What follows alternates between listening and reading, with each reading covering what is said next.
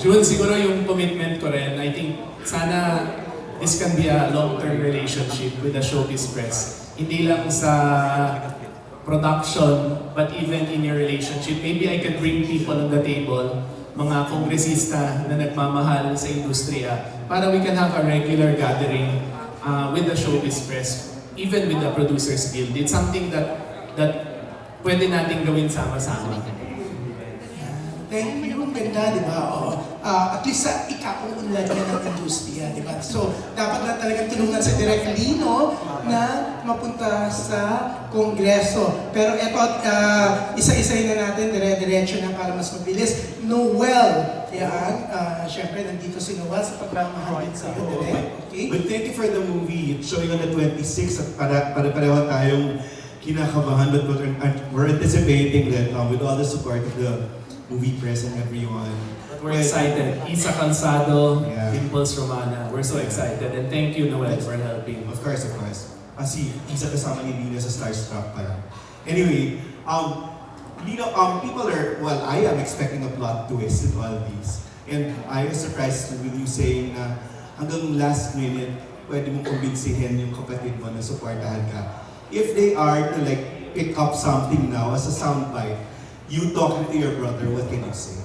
Siguro, I'll tell my brother na pareho kami pareho yung nagpalaki sa akin. No? We have the same values. Maybe we don't have the same approach. But I think at the end of the day, kami magkakapatid, Pia, Kate Pia, Kuya Alan, silang mga nasa politika. I think we share the same values. Iba lang yung approach namin. So ako, I hope that we can trust each other, na we are all competent and we're all capable, and that in our hearts, we all want to help and to serve the Filipino people, and that we allow each other to do so. That's the whole spirit of of collaboration na binanggit ni Lino. Kasi I remember clearly that when he was mayor of Taguig, talagang inopen niya even sa show business, no? A lot of the Star Circle people, a lot of the people from show business can have their vaccines in Taguig during that time, their facility. But congratulations, at ano si Gordy. Direk, update na lang direct sa disqualification case. Kumusta na po ngayon? Ongoing yung disqualification. Hindi ko pa rin alam sinong nagpapadisqualify sa akin. Talaga? Pero merong mga taong ayaw ako manalo, ayaw ako tumakbo. So actually that's something na I think hindi mawawala sa kahit anong telenovela. I don't think it's my family. I think may mga taong baka mas malalim yung interest na ayaw ako manalo or to get involved. When I was a mayor of Taguig, nakita ko that if you put politics aside and you focus on serving the people, napakadami palang pwede gawin ng gobyerno. And that's something I'm excited to do in Congress, na pag sinantabi yung politika, grabe pala yung kapangyarihan ng gobyerno para mabago yung buhay ng tao. Ngayon, na-print na yung mga ballots. So my name is in the ballot. So malaking bagay yun. Pero tuloy pa rin yung disqualification case. Pero ang maganda ho nun, nandun na yung pangalan ko sa balota. So mas magiging madali na yung proseso. Pero syempre, ang prayer namin ay mabasura yung disqualification case ko. Kung humaba naman at tumagal, maaring kung manalo ako, ay maproklama na ako by the time na lumabas yung decision. So sa akin, ang importante, na-print na yung balota na nandun yung pangalan ko. Pero hindi ko nakaka-apekto sa pangangampanya niyo. I mean, I yung think- mga botante po, aware sila na pwede kang butuhin. Yes, I think yun yung rason kung bakit may disqualification case. Para malito yung mga botante. So may mga umiikot, sinasabi nila sayang yung boto nyo kasi madi-disqualify lang si Lino. Na nakakapagtaka, di ba? Because I was mayor of the entire city of Taguig. At simula, unang beses ko bumoto, nandun na ako sa unang distrito. It's the district of my dad, it's the district of my family. Pero ganun pa man, patuloy yung pagpapaalala namin na hindi masasayang yung boto nyo. I am a candidate for the first district of Taguig and Pateros. Nung isang araw lang, nag-hearing din kami. But yun nga, it's a long process sa COMELEC. Last na lang direct, kamusta po ngayon yung pamilya with this conflict, yung mga issue gano'n? Kamusta po? okay kami ng mami ko. So madalas kami magkita ng mom ko, dinadala namin yung mga anak namin dun sa bahay niya. Nag-usap naman kami ng ate ko. Pero totoo na yung politika has caused a rift, no? Very close kami ni Kuya Alan. Tingin ko ako nga isa sa mga iilang tao lang na pwede sabihin yung lahat ng opinion ko sa kanya. Pag meron siyang ginawa na hindi ko nagustuhan, sinasabi ko sa kanya. And usually, pinapakinggan niya ako. So ako, I miss that. No? I miss being able to talk to my brother. And hopefully, after the elections, no, magkasundo rin kami. I think we're more influential. Mas marami kaming matutulungan kung magkakampi kami. And again, naniniwala ako pareho kami ng puso. May mga bagay na hindi namin pinagkakasunduan, lalo nung dating administrasyon. Pero tingin ko, sa 1,000 issue, baka 2, 3, 4 yung hindi namin pinagkakasunduan. Pero yung iba, magkakasundo kami kasi pareho kaming values. So, hindi man kami masyado nag-uusap ngayon, I pray that after elections, maayos din lahat. Sana nabati ka naman siguro ng birthday mo, Direk. Hindi. Ay. Pero ako, constantly, nagme-message naman ako.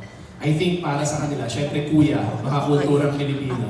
Pag hindi ka sumunod, may tampo. Baka gano'n, no? Pero sa akin, may mga bagay na mas importante minsan, no, dun kaysa sa opinion ng inyong kapatid. And sa akin, more important than that is yung gusto kong pagservisyohan yung Taguiging Pateros. Si Senator Pia. Okay, Direk. Thank you, Gordy. Oo, linawin lang po natin na sa ngayon po, umiikot-ikot si Direk Lino para magpakilala lalo at ipaalam ang natatakbo siya bilang mayor. Pero sa March 28 pa po siya mag-start ng campaign, ha? O, kasi baka po may mamali po kayo, biglang ipatahon po kayo. Okay, may Congress, oo. So tatakbo siya, local po siya. So March 28 pa po siya magsisimula na mag-campaign, di ba? Yes. Ikot-ikot ka lang para Yes, alam mo napakilala. na Pero tatakbo ang ang congressman. kampanya, nagsisimula pa, the 45 days begins after March 28. So March 29 pala. Yes. March 28,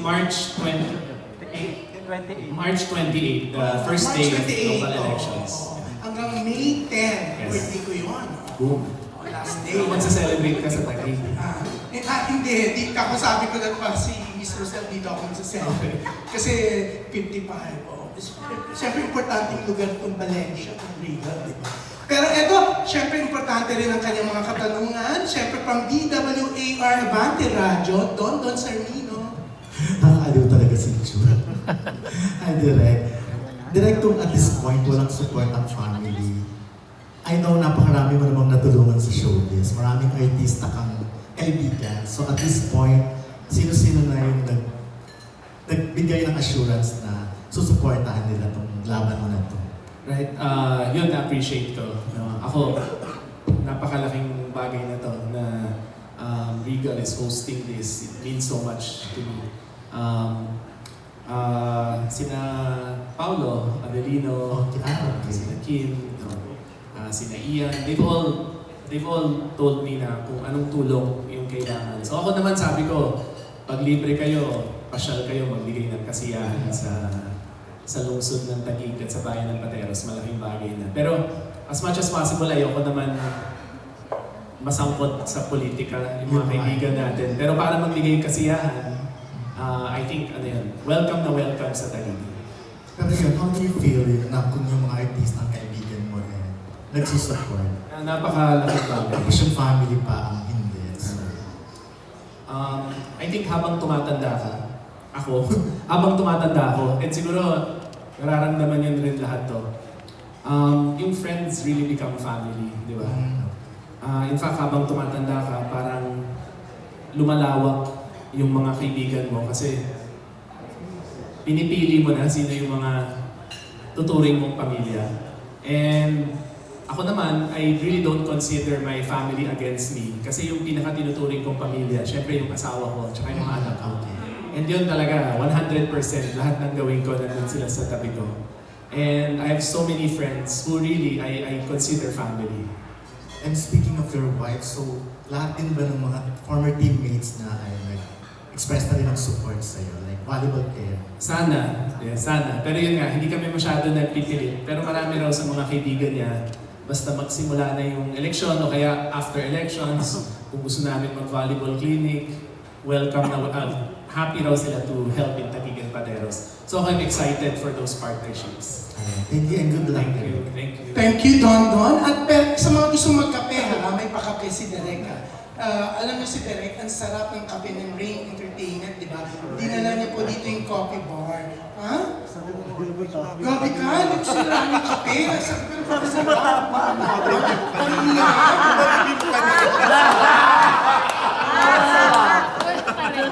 Hindi, bawal kasi ako magkape. Kaya, hot chocolate na in-order ko. Eto, syempre, ito po si Janice Navida.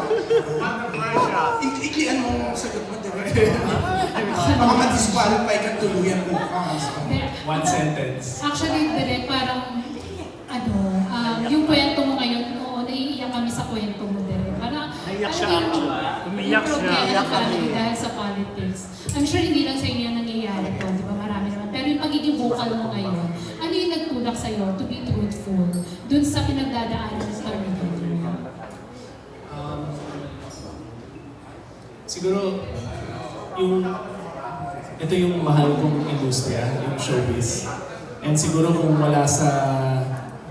kung hindi nangyari yung pandemic at hindi ko nakita yung kapangyarihan ng gobyerno para baguhin yung buhay ng tao.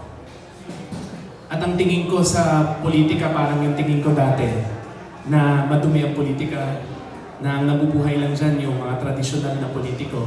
I would stay in showbiz kasi I love showbiz. I love my job as a director. I love my job as a producer. But yung decision ko talaga na bumalik sa public service is really, I think, for me parang obligasyon na hindi ko matakasan. Kasi nga hindi ako makatulog sa gabi dahil alam ko meron akong magandang pwedeng gawin. And when I see my kids, and when I listen to people, and when I talk to young people, and siguro yun yung importanteng mensahe ko ngayon, parang huwag tayo sumuko sa gobyerno. Kasi kung hayaan lang natin ang lahat ng nasa gobyerno ay mga trapo, wala nang mangyayari sa gobyerno. So siguro yun yung inspirasyon ko. Sa lahat ng mga telenovela, sa lahat ng mga pelikula, ang tinuturo lagi, laban. No, lakasan mo yung loob mo. Tapos, eto nasa harap ko, pero matatakot ako dahil baka pamilya ang kalaban ko. So ako, pinagdasal ko talaga, tinanong ko sa sarili ko, gaano kahalaga to sa akin? And for me, the future, the Philippines, the future of our country is so important. Na kahit sa maliit na paraan lang, pinagsisilbihan ko yung industriya to, pinagsisilbihan ko yung bayan ng Taguig at Pateros, napaka-importante sa akin. And it's worth it for me. Siguro it comes with age na rin, at may 3 akong mga anak. At yun ang nasa isip ko. At totoo yung sinabi mo, direct, na hindi ka showbiz kasi nga, pagiging totoo mo. Pero, alam ba ni Senator Alan na magsasalita ka about sa field niyo? Tingin ko, naririnig niya naman niya. Pero wala namang feud kasi ako kahit anong mangyari, hindi ko awayin yung mga kapatid ko eh. I just want to be honest na hindi nila ako sinusuportahan. And umiikot naman sila kasama yung makakalabang ko. So for me, no matter what happens, I won't say anything bad about my family. Kahit awayin nila ako, hindi ko sila awayin. Pagkatapos ng eleksyon, magkaibigan pa rin kami, mahal ko pa rin sila. Kung papayagan nila pagkatapos ng eleksyon, pagsisilbihan ko ang lungsod ng Taguig, ang bayan ng Pateros, pagsisilbihan ko rin sila. And just to be clear, direct, kasi this happened before na, di ba, nung gusto mo nga tumakbo na mayor, tapos nag-step back ka for Mayor Lani. After noon, nagkabati ba kayo o nagkaayos kayo? Hindi naman, hindi masyado. Hindi pa. Hindi masyado. Okay, so parang civil lang. And then nagtuloy-tuloy na yun. And then, yes. Pero curious na kami, nagkausap na ba kayo? And naitanong mo ba yung reason kung bakit hindi ka nila sinuportahan? Nag-aisipin ko paano sagutin yung tanong na yun. Tingin ko, hindi masyado. parang iniisip ko pa rin kung bakit. Pero syempre, meron na ako sariling mga haka-haka kung bakit hindi na ako sinusuportahan. And sa akin, hindi naman malalim. It's just that, hindi nila ako madidiktahan na gawin yung gusto nila. At hindi ko sinasabing masama ho yung gusto nilang pagawa. Pero para sa akin lang, kung ako ay hinalal na kinatawan ng Taguig at Pateros, ang papakinggan ko, yung mga taga-Taguig at taga-Pateros. Ang intention ko, pagandahin yung buhay ng mga taga-Taguig at Pateros. When I was mayor, pag may babakunahan, kapag may lalagay sa quarantine facility, kapag merong itetest, priority ko yung mga nasa lungsod ng Taguig. I think ganun lang, no? Iba siguro ng filosofiya. Kasi nga, hindi ako politiko, hindi importante sa akin masyado yung politika. So hindi priority sa akin na palakasin yung partido namin, patagalin ang mga Cayetano sa politika. In fact, most of my time in Taguig when I was mayor, talagang ang priority namin mag-recruit ng mga bata. Kasi ang punto ko, parang sa amin, sa Rain Entertainment, and I can see also in Regal, we work with young people kasi we want to prepare the next generation. Hindi yung tayo na lang palagi. And yun nga, siguro iba ng filosofiya. And gusto ko lang din malaman, ano ang take ng iyong mom and ni Ate Tia mo dito sa nangyayari sa inyo? Yung mom ko hindi namin ginugulo. So I think mahal kami lahat ng mom ko and my mom supports us all. Yung ate ko, syempre, she's running so she's very busy. And I think ang importante ngayon, my ate just focuses on her run. Dahil lahat naman kami sinusuportahan yung pagtakbo ng ate ko bilang senador. Siguro in different times, if she wasn't running bilang ate, siguro siya yung tutulong na magkaayos kami. Pero sa ngayon, ako, I would prefer that she also just focuses on her run. At siguraduhin manalo siya ng kanyang susunod na termino. Pero nung first time na nangyari ito, direct, may ginawa na rin si Senator Pia. Para please. Palagay ko kahit paano, pero siguro nakita niya na sa punto de vista ng brother ko, they'd rather that I not get involved in politics. And ako naman, simple lang. Hindi sa kung ano, pero tingin ko, mga mabubuting tao, dapat i-encourage natin magsilbi sa gobyerno. And kung ako, na alam ko marami akong magagawa, eh natatakot ako magsilbi, paano ko pa i-inspire yung mga iba? Yung may mga magagaling na nakikita ko, nakakasama ko, to serve our country if ako, natatakot ako. Grabe, direct. Mga telenovela nga talaga yung buhay mo. So, direct, kung gagawin mong pelikula ito, ayan na, willing ka ba na ilabas yan? Willing ka ba ilabas yung totoong conflict ng family nyo sa isang pelikula? At sino gusto mong gumana? Ian Veneracion na. May artista ko kasi. Galing ni Ian eh. Pero wala na naman siya.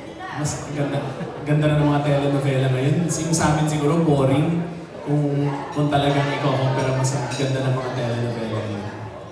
Boring pa yun, direct. Yan. Thank you, John. Mag-aayos rin yan. Thank you, Johnny. Thank you. May lilinawin lang po ako. Okay? Hindi po ito pinatawag ng press con na ito para tungkol doon sa away nila o problema ng pamilya. Nasama lang po yun. Oo. Pinatawag po itong press con na to para bigyan ng support ng Regal Films si Direk Lino Cayetano. And last year pa po, Janice, pinag-uusapan ng tungkol sa problema nila. Nagsalita na rin po si Direk Lino last year, October. Makakala mo po yun. Si Ma'am Rosel dati sinuporta ni Mother TV si Senator Alan. Eto, Miss Rosel, yan, may pahabol si Janice. Miss Rosel, o bago niya may isulat na first time nagsalita ni Direk Lino. Linawin po natin, last year pa po, nagsalita na po. Linawin na po ni Direk Lino ang problema nila ng kanyang pamilya. Pero eto, anong question mo, Janice? Okay, eto, para mag-dig ang boses mo. Si Janice ay isa pong online host. Updated po siya. Updated siya. Hi, Ma'am Rosel. Kasi, if I'm not mistaken, when Mother Lynn was still alive, sinuportahan din niya sina Senator Alan. Ngayon po ba, susuportahan niyo rin po sila sa kanilang candidacy bukod kay Direk Lino? Kasi during that time, di ba, My mom really supported a lot of gustong pumasok sa politika, senators. That time kasi wala pa masyadong social media. So, the media was really us, diba? Then we support those candidates na who would really help the industry. So the same thing, if they are true to themselves na they will support our industry, why not? Spoken like the true Kasi with, true head of our Producers Guild na gustong Direct Lino Cayetano and I, we share so many things with regards to issues and a lot of other matters na hindi pa talaga napag-uusapan ng marami. Kasi we've been in this business for a long time. You know, I've been working with my late mom since how many decades ago pa. And practically it's been my life. So, kumbaga, there are really a lot of issues na hindi pa rin talaga naayos sa industriya. And ma'am, alam nyo, nung bago mag-pandemic, yung i-clear lang namin yung isang kalye, it takes 9 months. Kakausapin mo yung bawat isa, mga vendors, yung stalls, hahanapan mo na lilipatan. Alam mo nung pandemic, nung nangyari yung pandemic, 48 hours. Kasi lahat tumutulong.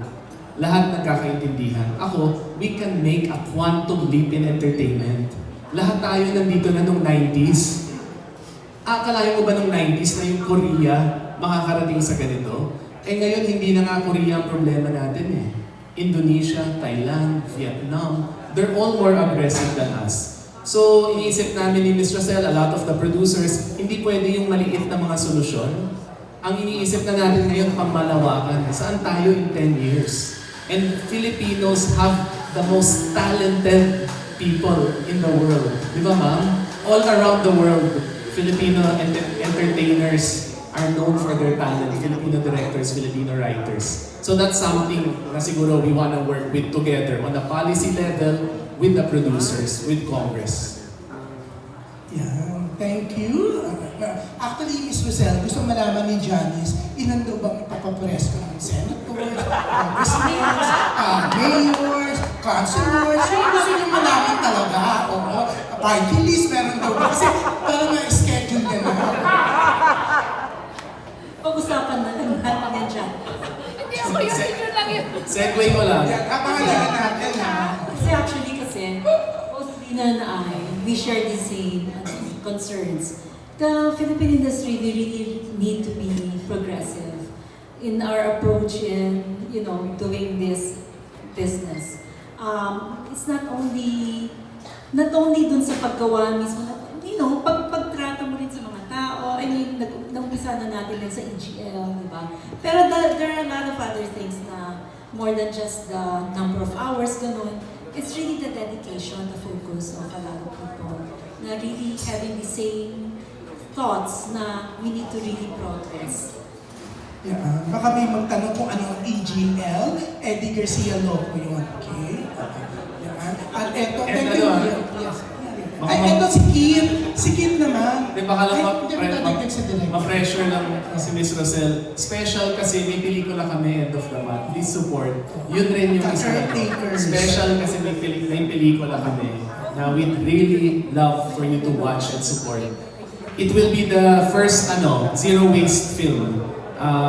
Certified siya na zero waste movie. Maiging unang zero waste movie sa Pilipinas. Isa sa mga advocacies namin nila Ms. Rosel, nila Sir Keith. And we hope it also continues a trend.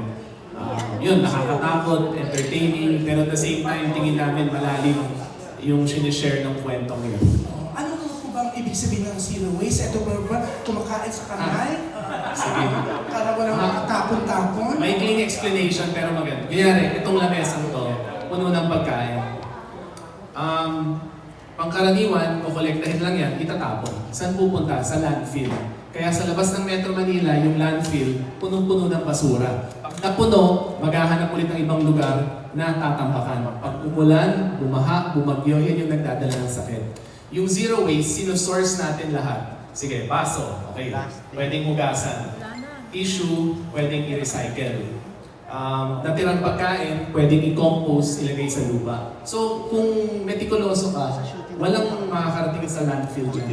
Pag tinignan mo yung lamesang yan, as long as you source everything, hindi mo kailangan magtapon sa landfill. So, it's a continuous process. And long-term yung effect. No? Parang yung caretakers. Yung caretakers, Iza and Dimples, nag-aaway. But at the end of the day, they're both fighting for their kids and the future of their families. So, itatapon. Pwede mo po bang ibalot? Kasi Yes. nagsasabi ko sila. Yes. Kasi marami po member ng Sharon Young Society. Pero eto, next